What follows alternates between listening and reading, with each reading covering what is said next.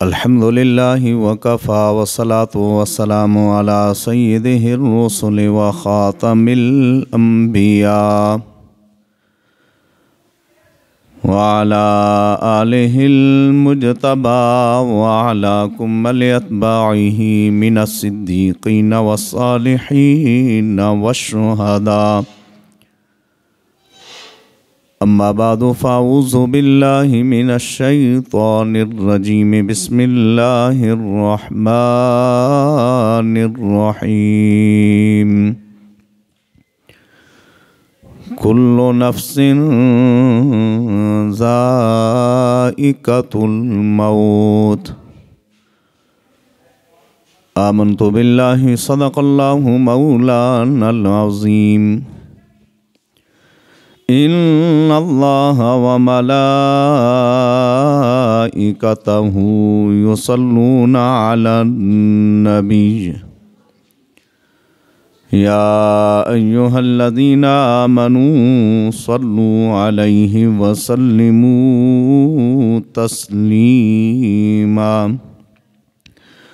اللہم صل علی سیدنا و مولانا محمد وعلا آل سیدنا و مولانا محمد وبارک وسلم الصلاة والسلام علیک یا سیدی یا رسول اللہ وعلى آلك وأصحابك يا سيدي يا حبيب الله الصلاة والسلام عليك يا سيدي يا رحمة للعالمين وعلى آلك وأصحابك يا سيدي يا خاتم النبيين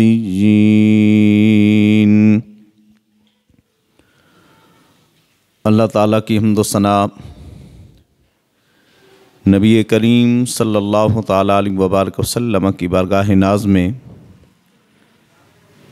ہدیہ درود و سلام کا نذرانہ پیش کرنے کے بعد نہایت ہی واجب الاحترام معزز و محترم سامعین کرام، آپ حضرات کے سامنے قرآن مجید فرقان حمید کی ایک آیہ مقدسہ کا کچھ حصہ تلاوت کرنے کا شرف حاصل کیا ہے۔ عموماً آپ خطبہ حضرات سے، علماء سے یہ حصہ سماعت کرتے رہتے ہیں۔ خالق کائنات ارشاد فرماتا ہے کل نفس ذائقۃ الموت، کہ ہر ایک جان نے موت کا ذائقہ چکھنا ہے، یعنی ہر زیرو چیز پر جس کو اللہ رب العزت نے نفس دیا ہے، سانس دیا ہے، اس نے موت کا ذائقہ چکھنا ہے۔ ہمیشہ اس دار فانی میں کسی نے نہیں رہنا، ہر کے آمد و عمارت نو ساخت، جو بھی یہاں پہ آتا ہے وہ نئی عمارت تعمیر کرتا ہے۔ می گذشت و دیگرے را پرداخت، خود تو چلا جاتا ہے لیکن پچھلوں کے لیے خالی کر جاتا ہے۔ تو ہر آدمی، ہر زیرو چیز جو بھی دنیا میں آئی اس پر موت نے ضرور طاری ہونا ہے۔ یہ ایک ایسی اٹل حقیقت ہے کہ اللہ نے اپنے محبوبوں کو بھی اس ابتلا میں مبتلا فرمایا ہے۔ انبیاء، صحابہ، آل بیت اطہار، اولیاء، ہر ایک پر یہ موت آئی ہے۔ یہ ایک ایسی حقیقت ہے کہ جس کا کوئی آدمی انکار نہیں کر سکتا۔ اور خالق کائنات قرآن مجید فرقان حمید کے اندر ایک اور مقام پہ ارشاد فرماتا ہے یا ایھا الذین آمنوا اتقوا اللہ اے ایمان والو اللہ سے ڈرو، تقوی اختیار کرو، وَلْتَنْظُرْ نَفْسٌ مَا قَدَّمَتْ لِغَدٍ، اور دیکھو تمہارے نفس نے کل کے لیے کیا بھیجا ہے، یعنی اپنی قبر کے لیے کیا تیاری کی ہے، محشر کے لیے کیا تیاری کر رکھی ہے۔ تو ہر آدمی نے دنیا سے جانا ضرور ہے۔ سورہ ملک میں اللہ جل شانہ ارشاد فرماتا ہے تبارک الذی بیدہ الملک وہو علی کل شیء قدیر، بادشاہیاں اسی کے ہاتھ میں ہیں، وہ ہر چیز پر قدرت رکھنے والا ہے۔ ہست سلطان ہر چخا حد آنکو ند، وہ بادشاہ ہے جو چاہے وہ کرے، کس نمی آرد کے آنجا دم زند، کسی کی مجال نہیں ہے وہ آگے سے سانس بھی مارے۔ یہ ٹھنڈی سانس جو ہم لیتے ہیں نا رب کی بارگاہ میں، جب اس کی طرف سے فیصلہ آ جاتا ہے تو کوئی آگے سے سانس بھی نہیں مار سکتا۔ فَإِذَا جَاءَ أَجَلُهُمْ لَا يَسْتَأْخِرُونَ عَنْهُ سَاعَةً وَلَا يَسْتَقْدِمُونَ، جب یہ مقرر وقت آ جاتا ہے نہ ایک گھڑی ایک سیکنڈ نہ وہ پہلے ہوتا ہے نہ بعد میں ہوتا ہے۔ تو ہمیں اپنی آخرت کی فکر کرنی چاہیے۔ دنیا سے ہر انسان نے ایک نہ ایک دن جانا ہے، اور کئی مرتبہ ہم دیکھتے ہیں کہ جب ہمارے اعزاء و اقرباء میں سے، رشتہ داروں میں سے، والدین میں سے، محلے داروں میں سے جب کوئی فوت ہو جاتا ہے تو ہمیں اپنی جان کے لالے پڑ جاتے ہیں۔ ہمیں وہ جو دنیا سے جانے والا ہے اس کی ہمیں تیاری کرنی چاہیے، لیکن ہم اپنی مصیبت کے اندر مبتلا نظر آتے ہیں۔ جب کسی بندے پر آپ دیکھیں کہ موت کے اثرات اس کے اوپر طاری ہیں تو اس بندے کو قبلہ رو کریں، اس کا چہرہ خانہ کعبہ کی طرف کریں۔ اس کا ایک طریقہ یہ ہے کہ اس کو شمالاً جنوباً لٹایا جائے، سر شمال کی طرف ہو، پاؤں جنوب کی طرف ہوں، شمالاً جنوباً لٹا کے اس کے چہرے کو دائیں جانب پھیریں گے تو قبلہ کی طرف ہو جائے گا۔ دوسرا طریقہ کار یہ ہے، عموماً ہاسپٹل میں بیڈز وغیرہ پر مریض ہوتا ہے تو اس کو جس وقت آپ نے قبلہ رخ کرنا ہے تو آپ اس کے پاؤں کو کعبے والی سائڈ پہ کریں اور اس کا سر مشرق کی طرف ہو، اور ادھر سے اس کو اٹھائیں تاکہ اس کا چہرہ کس کی طرف ہو جائے، خانہ کعبہ کی طرف ہو جائے۔ یا جس طریقے سے آسانی ہو، آپ دنیا سے جانے والا جس پر موت کی کیفیت طاری ہو اس کو آپ خانہ کعبہ کی طرف متوجہ کریں تاکہ اس کا رخ بیت اللہ کی طرف ہو جائے۔ اب جس وقت آپ نے اپنے اس بزرگ کا، اپنے بھائی کا، یا آپ کا رشتہ دار ہے یا محلے دار ہے جو دنیا سے جا رہا ہے، اس کا آپ نے جس وقت چہرہ بیت اللہ کی طرف کر لیا تو اب اس کے بعد آپ نے اس مرنے والے کو تلقین کرنی ہے۔ تلقین یہ ہوتا ہے کہ آپ اس مرنے والے کے سامنے کلمہ طیبہ پڑھیں یا کلمہ شہادت پڑھیں تاکہ وہ دنیا سے جانے والا جو آدمی ہے وہ کلمہ طیبہ پڑھے اور اس کا آخرت کا جو سفر ہے وہ اس کے لیے آسان ہو جائے۔ اس کو یہ نہ کہیں کہ تو پڑھ، بلکہ اس کے سامنے آپ پڑھیں۔ نبی پاک صلی اللہ تعالیٰ علیہ وبارک وسلم کا فرمان عالی شان ہے، حضرت معاذ رضی اللہ تعالیٰ عنہ سے مروی ہے، فرماتے ہیں قال رسول اللہ صلی اللہ علیہ وسلم کہ نبی پاک صلی اللہ تعالیٰ علیہ وبارک وسلم نے ارشاد فرمایا من کانا آخر کلامہ لا الہ الا اللہ دخل الجنہ، جس آدمی کا آخری کلام لا الہ الا اللہ ہو گیا وہ جنت میں داخل ہو جائے گا۔ تو جب کوئی دنیا سے جانے والا ہو، اس پر موت کے اثرات آپ کو واضح طور پر نظر آ رہے ہوں، تو ہاتھ پاؤں ملنے کی ضرورت نہیں ہے۔ ہر آدمی دنیا سے جاتا ہے اور ہم نے بھی ایک دن جانا ہے۔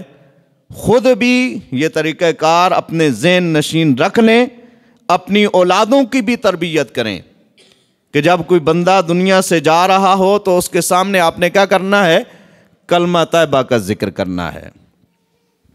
آپ سامنے کلمہ پڑھیں گے تو اس کی زبان پہ بھی کلمہ طیبہ جاری ہو جائے گا، اور حضور کے اس فرمان عالی شان کے مطابق کہ جس کا آخری کلام لا الہ الا اللہ ہو گیا، اب ہوگا کیا؟ دخل الجنت، حضور فرماتے ہیں وہ جنت میں داخل ہو جائے گا۔ یعنی آپ اپنے بزرگ کے لیے جو دنیا سے جا رہا ہے، اپنے والدین ہوں، اعزہ و اقربا ہوں، رشتہ دار ہوں، آپ کے دوست احباب ہوں، آپ کے محلے دار ہوں، کوئی بھی دنیا سے جا رہا ہے اور اس کے سامنے آپ کلمہ طیبہ پڑھتے ہیں تو اس کی زبان پہ بھی یہ جاری ہو جاتا ہے کلمہ طیبہ، تو اس کے لیے اللہ رب العزت جنت کا سامان کر دیتا ہے۔ تو یہ تلقین، جب کوئی بندہ دنیا سے جا رہا ہو تو اسے تلقین کی جائے۔ دوسرا، حضرت ابو سعید خدری رضی اللہ تعالی عنہ آپ سے مروی یہ حدیث مبارکہ ہے، فرماتے ہیں قال رسول اللہ صلی اللہ علیہ وسلم، کہ نبی پاک صلی اللہ تعالی علیہ وبارک وسلم نے فرمایا لقنوا موتاکم لا الہ الا اللہ، تم اپنے مرنے والوں کو جو دنیا سے جا رہے ہوں انہیں کلمہ طیبہ کی تلقین کیا کرو، انہیں کلمہ طیبہ کی تلقین کیا کرو، لا الہ الا اللہ کی تلقین کیا کرو۔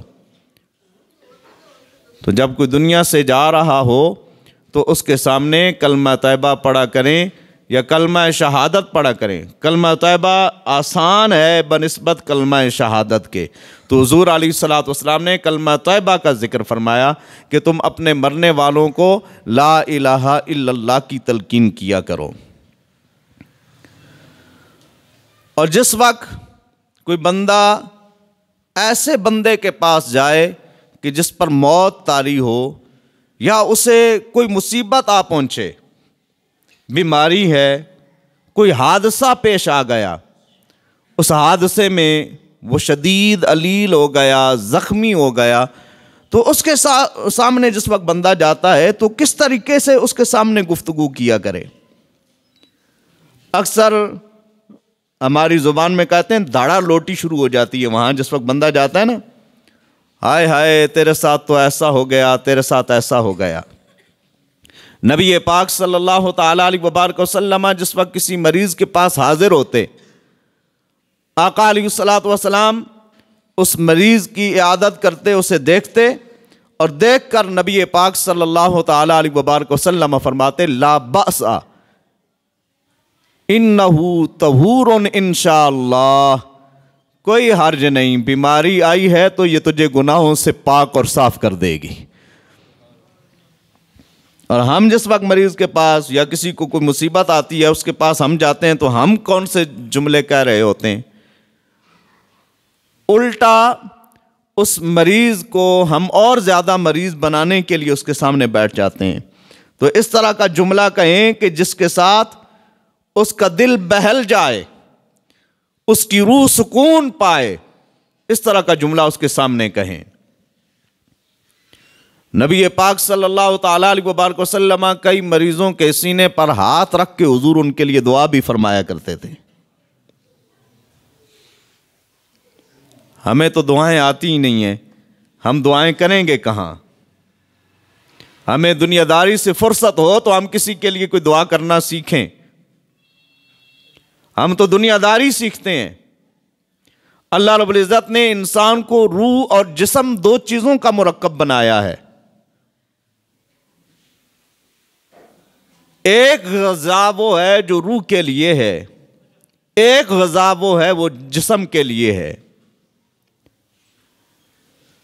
جو ہماری جسمانی غذا ہے، ہم اپنی ہر فیلڈ میں ہم دیکھتے ہیں کہ بندہ کوشش کرتا ہے، صبح اٹھتا ہے تو کمانے کے لیے نکلتا ہے۔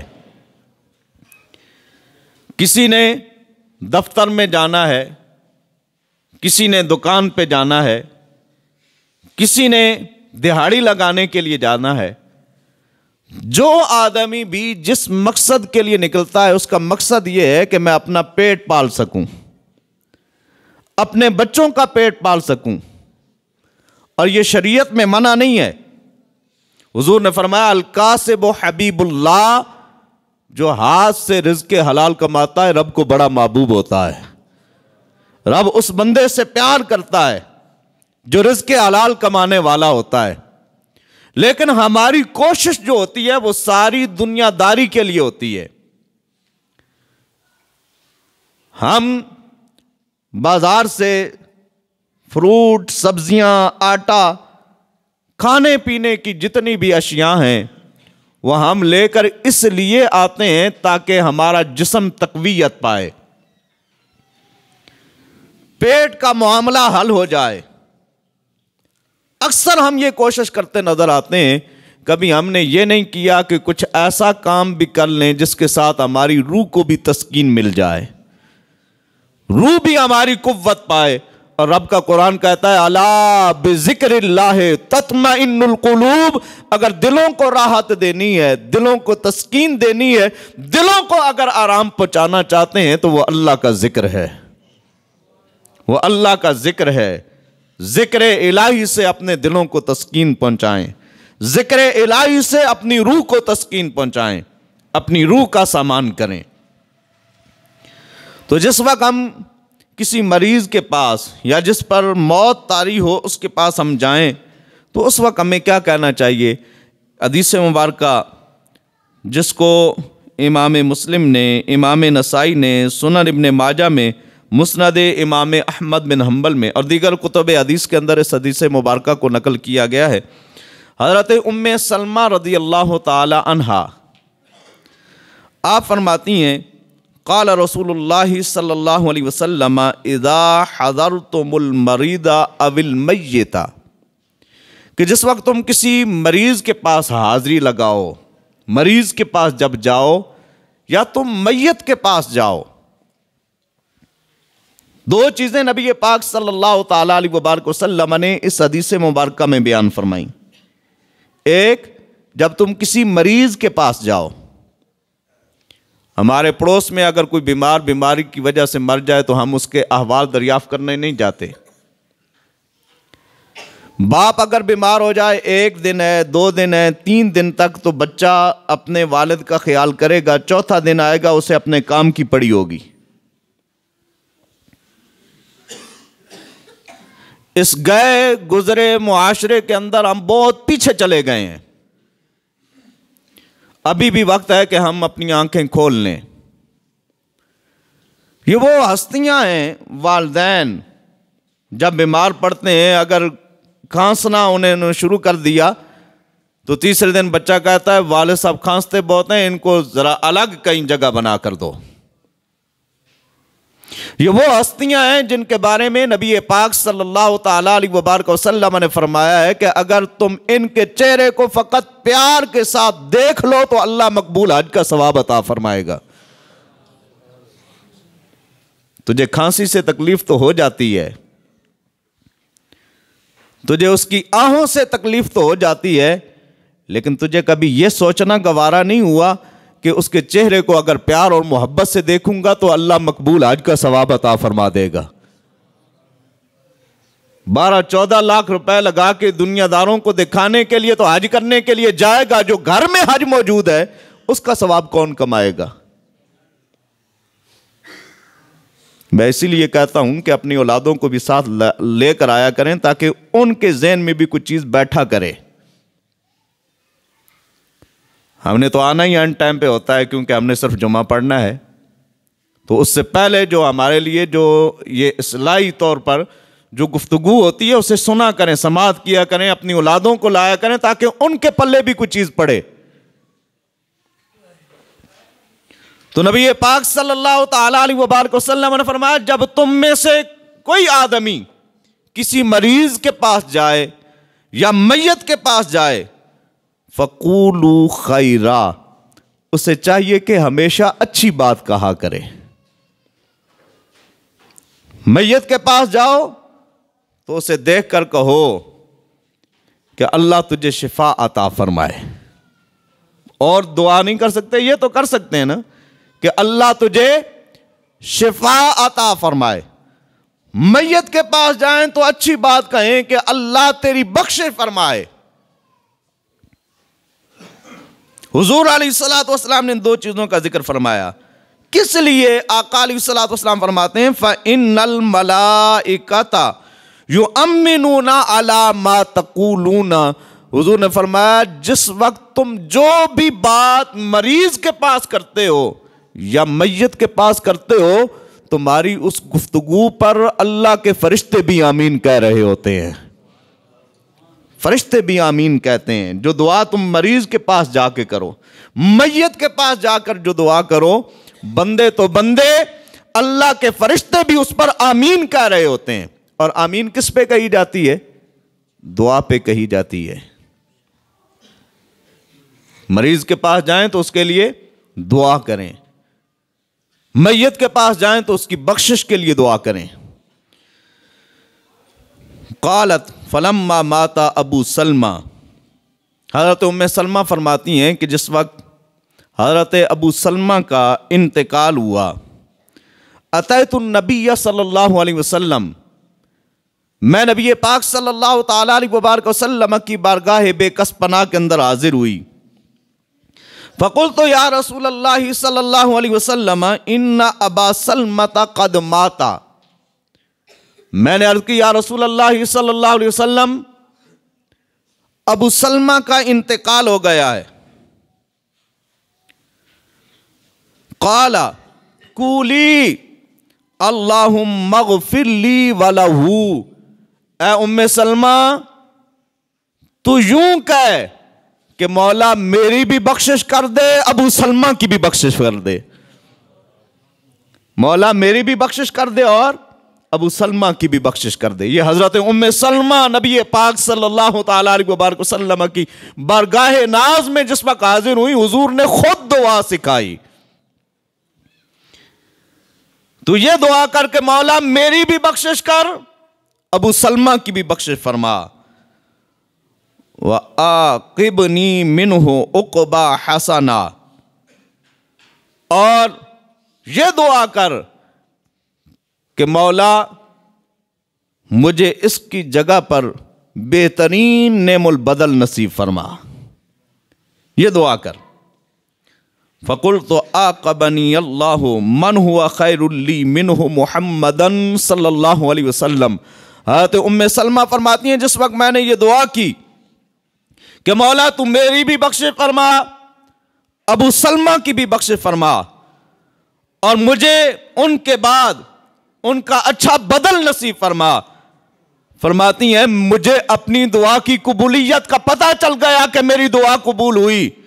کس طریقے سے ام سلمہ آپ کو پتہ چلا کہ آپ کی دعا قبول ہوئی ہے؟ آپ فرماتی ہیں مجھے اس طرح پتہ چلا کہ میں جس وقت ابو سلمہ فوت ہوئے، ان کے وصال کے بعد اللہ نے ابو سلمہ سے بہتر مجھے بدل محمد مصطفیٰ کی صورت میں عطا فرمائے۔ مجھے بہترین بدل اللہ رب العزت نے محمد مصطفیٰ جیسا عطا فرمایا۔ تو نبی پاک صلی اللہ تعالی علیہ وبارک وسلم کے اس فرمان عالی شان سے ہمیں یہ پتہ چلتا ہے کہ میت کے پاس جس وقت ہم جائیں یا مریض کے پاس جائیں تو اس کے لیے ہم جس وقت دعا کیا کریں تو اچھے الفاظ کے ساتھ اس کے لیے دعا کریں، اس کے لیے اچھے جملے کہیں، اس لیے کہ جب وہاں دعا کی جاتی ہے تو رب کے فرشتے بھی اس پر آمین کہتے ہیں۔ جب رب کے فرشتے آمین کہتے ہیں تو وہ دعا مقبول ہوتی ہے۔ حضرت ابو موسیٰ اشعری رضی اللہ تعالی عنہ، آپ سے مروی یہ حدیث مبارکہ ہے، امام ترمذی نے اس حدیث مبارکہ کو کوٹ کیا ہے۔ فرماتے ہیں ان رسول اللہ صلی اللہ علیہ وسلم قال، کہ بے شک نبی پاک صلی اللہ تعالیٰ علیہ وبارک وسلم نے ارشاد فرمایا، جب کسی کے ہاں کسی کی اولاد میں سے کوئی فوت ہو جائے، اس کے اعزاء و اقرباء میں سے جب کوئی فوت ہو جائے تو اسے کس طرح کے جملے کہنے چاہیے اور ان پر پھر اسے اجر کیا ملتا ہے۔ حضرت ابو موسیٰ اشعری رضی اللہ تعالیٰ عنہ آپ فرماتے ہیں کہ آقا علیہ الصلوۃ والسلام نے ارشاد فرمایا، اذا مات ولد العبد، کہ جب کسی بندے کا بیٹا فوت ہو جاتا ہے، جب کسی بندے کا بیٹا فوت ہو جاتا ہے، قال اللہ تعالی لملائکتہ قبضتم ولد عبدی، اللہ فرشتوں سے فرماتا ہے، او فرشتوں تم نے میرے بندے کے بیٹے کی روح قبض کر لی ہے، اے فرشتوں تم نے میرے بندے کے بیٹے کی روح قبض کر لی ہے۔ فیقولون نعم، فرشتے عرض کرتے ہیں ہاں مولا، تیرے بندے کی بیٹے کی روح کو ہم نے قبض کر لیا۔ فیقولو قبضتم ثمرۃ فؤادہ، پھر اللہ فرماتا ہے اے میرے فرشتوں کیا تم نے میرے بندے کے دل کا پھل چھین لیا؟ اس سے اس کے دل کا جو پھل ہے، یہ اولادیں بندے کے لیے دل کا پھل ہوتی ہیں، اور اگر کسی درخت سے اگر اس کا پھل جھڑ جائے تو بے قیمت ہو جاتا ہے، بے وقت ہو جاتا ہے۔ یہ اولادیں اپنے والدین کے لیے پھل ہوتی ہیں، تو اپنے والدین کے ساتھ جڑ کے رہا کریں۔ پھل اگر وقت سے پہلے بھی درخت سے نیچے گر جائے تو وہ خراب ہو جاتا ہے۔ آج کل تو نوجوانوں کو جلدی ہوتی ہے اپنے والدین سے جدا ہونے کی، تو وقت سے پہلے اگر پھل جدا ہو جائے تو وہ پھل خراب ہو جاتا ہے، اور اگر جدا ہو جائے درخت سے تو پھر زیادہ دیر رہ بھی نہیں سکتا، پھر بھی خراب ہو جاتا ہے، اور اگر کسی کے ہاتھ میں چڑھ بھی جائے تو پھر بھی رہتا نہیں ہے۔ تو اس حدیث مبارکہ میں نبی پاک صلی اللہ تعالیٰ علیہ وبارک وسلم نے اولاد کو بندے کے لیے پھل قرار دیا ہے۔ میں تم نے میرے بندے کے دل کا پھل اس سے چھین لیا۔ فیقولون نعم، فرشتے پھر عرض کرتے ہیں ہاں مولا، ہم نے تیرے بندے کا دل کا جو پھل تھا وہ ہم نے لے لیا۔ فیقول ماذا قال عبدی، اب رب پوچھتا ہے تم نے میرے بندے کا بیٹا اس سے چھین لیا، اس کی روح تم نے قبض کر لی، اس کے دل کا جو چین تھا وہ تم نے لے لیا، اب یہ بتاؤ میرا بندہ کہتا کیا تھا؟ فیقولون حمدک، فرشتے عرض کرتے ہیں مولا وہ بندہ یہی کہتا تھا الحمدللہ، مولا دیا بھی تو نے تھا، لے بھی تو نے لیا۔ وہ بندہ یہ کہتا ہے الحمدللہ مولا تیرا شکر ہے، دیا بھی تو نے تھا، لیا بھی تو نے۔ واسترجع، اور مولا وہ بندہ یوں کہہ رہا تھا انا للہ و انا الیہ راجعون، ہم اللہ کے ہیں اور رب کی طرف ہم نے لوٹ کے جانا ہے۔ جس وقت فرشتے یہ گواہی دیتے ہیں کہ مولا ہم نے تیرے بندے کے بیٹے کی روح ہم نے قبض کی، تیرے بندے کے دل کا جو قرار تھا وہ ہم نے اس سے لے لیا، وہ بندہ پھر بھی یہ کہہ رہا تھا کہ مولا تیرا شکر ہے، وہ پھر بھی یہ کہہ رہا تھا کہ ہم اللہ کے ہیں اور اللہ کی طرف ہم نے لوٹ کے جانا ہے۔ اب رب کی رحمت جوش میں آتی ہے، رب فرماتا ہے فیقول اللہ تعالی، رب یہ فرماتا ہے ابنوا لعبدی بیتا فی الجنہ، وہ میرا بندہ اپنے بیٹے کی جدائی پر بھی الحمدللہ کہہ رہا ہے، وہ انا للہ و انا الیہ راجعون پڑھ رہا ہے، تو اے میرے فرشتوں میرے اس بندے کے لیے جنت میں گھر تعمیر کر دو، میرے اس بندے کے لیے جنت میں گھر بنا دو۔ تو جب کوئی دنیا سے جاتا ہے تو رب سے شکوے نہ کیا کریں۔ کئی ایسے ہوتے ہیں کہ مولا تو نے اسے ہی لینا تھا، اس کی جگہ فلاں کو لے لیتا، شکوے کرتے ہیں نا کہ اس کی جگہ پر مجھے ہی لے لیتا۔ یہ نعمت ہے، زندگی بھی یہ رب ہر کسی کو جسے بھی عطا فرماتا ہے یہ اس کے لیے نعمت ہوتی ہے، اور جس کا وقت مقرر آتا ہے ایک لمحہ آگے پیچھے نہیں ہوتا۔ تو ناشکری نہ کیا کریں، ایسے الفاظ اپنی زبانوں پہ جاری نہ کیا کریں کہ جن کے ساتھ رب کی ناراضگی ہو۔ ہاں، اگر دل کا چین بھی جائے پھر بھی آپ الحمدللہ کہیں گے یا انا للہ و انا الیہ راجعون پڑھیں گے تو ہوگا کیا؟ حضور کا فرمان ہے رب فرشتوں کو حکم دیتا ہے، اے میرے فرشتوں اس کے لیے اب جنت میں محل تعمیر کر دو، تو جنت میں محل تعمیر ہو جاتا ہے۔ موت کے وقت گریباں چاک کرنا، پیٹنا اور اپنی حالت کو بگاڑنا، یہ کبھی بھی شریعت اس کا حکم نہیں دیتی۔ نبی پاک صلی اللہ تعالیٰ علیہ وبارک وسلم کے لخت جگر حضرت ابراہیم جب دنیا سے جاتے ہیں تو نبی پاک صلی اللہ تعالیٰ علیہ وبارک وسلم کی چشمان مبارک میں آنسو جاری ہیں۔ حضور کے آنکھوں میں جس وقت اشک دیکھے نا صحابہ تڑپ گئے، عرض کرنے لگے یا رسول اللہ صلی اللہ علیہ وسلم کیا آپ بھی روتے ہیں؟ حضور نے فرمایا ہاں، اس کا تعلق تو دل کے ساتھ ہے۔ یہ ان سے پوچھ جو ہیں دل پہ چوٹ کھائے ہوئے، جس کے دل پہ اگر کوئی زخم ہوتا ہے نا تو پھر وہ تڑپتا ہے، وہ روتا ہے، آنکھوں میں اشک آ جاتے ہیں، لیکن چیخنا، چلانا اور لوگوں کو دکھانا یہ کبھی بھی مقصود شریعت کے اندر نہیں ہے۔ اللہ تعالی ہمیں عمل کی توفیق نصیب فرمائے، اور خصوصاً اس معاشرے میں جو یہ خرابیاں ہمارے اندر پیدا ہو رہی ہیں اللہ تعالی ہمیں ان سے محفوظ فرمائے۔